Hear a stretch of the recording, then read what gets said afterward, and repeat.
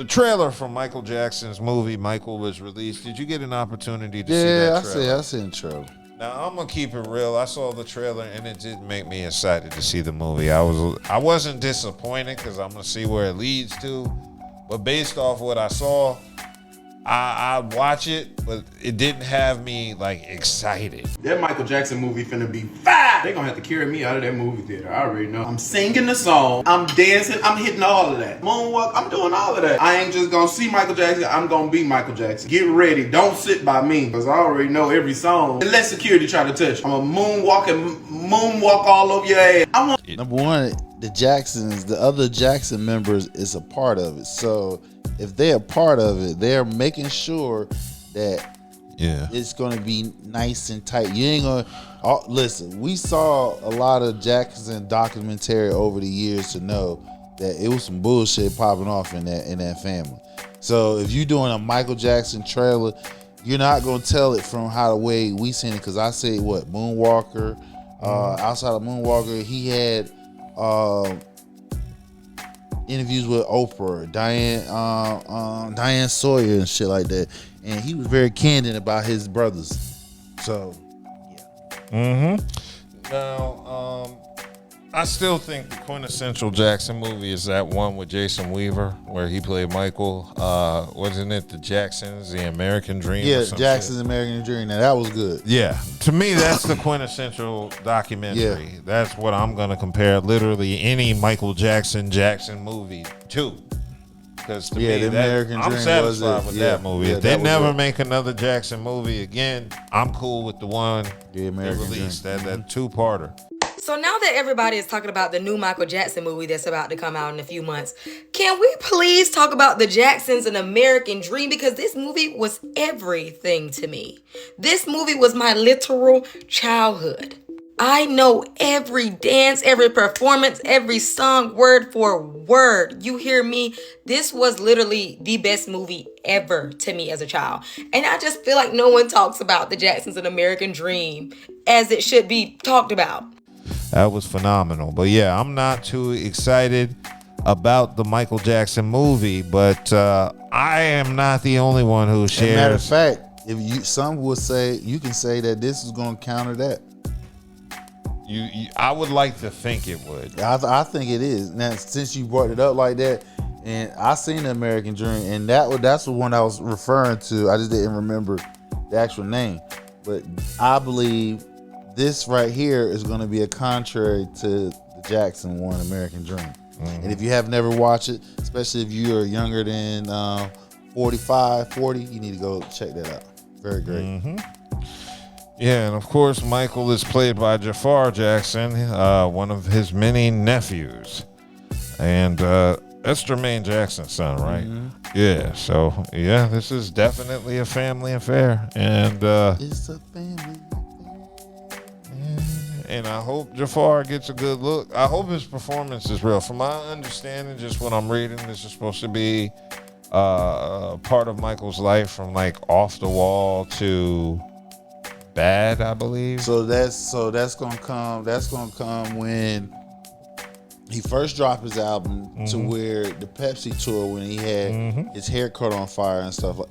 So it's going, like I said, it's going to counter the American Dream, because the American Dream only difference is that started from from him being a child on, but it does. The second part talks about what this one right here is about to get talk about from. Off the wall into that Pepsi tour when he got his hair burnt, even up to Black and White. You said Black and White, right?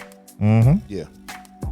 Or the Bad. Bad, yes. That's what I was reading. So, yeah. In addition to that, of course, it looks like this says the synopsis reads, Michael tells the story of Michael Jackson's life beyond the music, tracing his journey from the discovery of his extraordinary talent as the lead of the Jackson 5. Oh, okay, so it starts with the Jackson 5. To the visionary artist whose ambitions fueled a relentless pursuit to become the biggest entertainer in the world. So it gives a front row seat to Michael Jackson as never before, and this is where his story begins. Now, some of the fans are saying they're scared they're going to whitewash his story. Yeah, they is. Of course they are. That's his brothers. You got his family. When they said the family is gonna be involved, they're gonna whitewash it. That's the reason why I said it's gonna be counter the documentary, The American Dream. The American Dream took it in two parts. It took it from him, excuse me, as a child on when they started Jackson 5. Part 2 picks up where they're gonna start off right here is his first album that was Off the Wall, leading up to what they're talking about. So it's gonna counter what that documentary was about. And of course, the haters are hating. It looks like Dan Reed, the director of the documentary Leaving Neverland, which documented allegations of abuse against Michael Jackson, is criticizing this biopic, saying that it will glorify a man who R-word children. He did not, and that's the whole thing. I don't even know why. I don't know why they didn't cease and desist on this mug, because he went to trial. He's been found not guilty. Agreed. I am in full agreement. Yeah, twice. And the father of the first victim committed that. He ain't do it. The biggest things to worry about, though, is a big chunk of this movie had to be removed. Although this is made by Michael Jackson's estate and family, they were still going to address the allegations and trials Michael Jackson went through, until lawyers later realized that they actually weren't allowed to talk about those thanks to other agreements that they previously made in the past. This drastically changed a lot of the structure in the movie. That, along with them also having so much footage of Michael Jackson's life that they were at one point going to split this movie up into 2 films, but now we're being told this will end up just being 1 movie, with mainly focusing on Michael Jackson's younger years in Jackson 5, leading some of the peak of his fame, but ending before going later on in his life. And Mike was the first black man in recent modern time to ward off onslaught, false allegations, because anybody else, they would have went to prison. They would have lost all that shit. I kind of believe there was definitely a conspiracy around Michael Jackson, especially, didn't they sell his catalog since? Yeah, that happened recently in the past year or 2.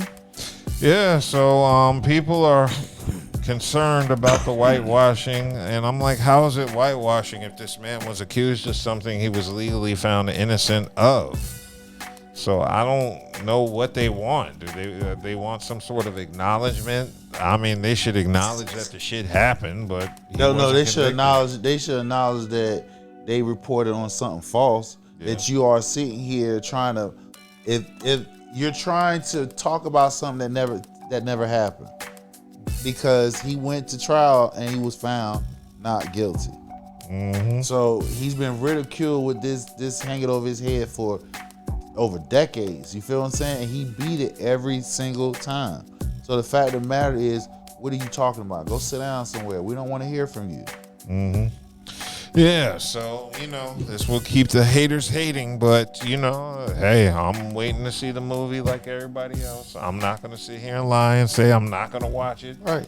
In fact, I would like to see it in the theaters, just out of respect towards MJ. So I'm excited for that.